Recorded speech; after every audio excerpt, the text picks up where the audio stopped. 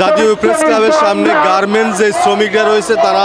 আসলে তাদের যে শারীরিক নির্যাতন এবং যৌন হয়রানির বিরুদ্ধে তারা এখানে বিক্ষোভে অবস্থান নিয়েছেন এবং আমরা যতটুকু জানতে পেরেছি যে তারা গভীর রাত পর্যন্ত শ্রম ভবনের সামনে অবস্থান করে তারা এখানে এসে এখন তাদের ক্ষোভ এবং বিক্ষোভের কথা জানাচ্ছেন। আমরা এখানে দেখতে পাচ্ছি যে আসলেই অবস্থিত তাম্মাম ডিজাইন লিমিটেড বা কেট নিট লিমিটেডের নারী শ্রমিকদের যৌন হয়রানি বেআইনিভাবে চাকরিচ্যুত বা 85 জন শ্রমিককে পুনর্বহাল দাবিতে তারা এই বিক্ষোভে অবস্থান নিয়েছে।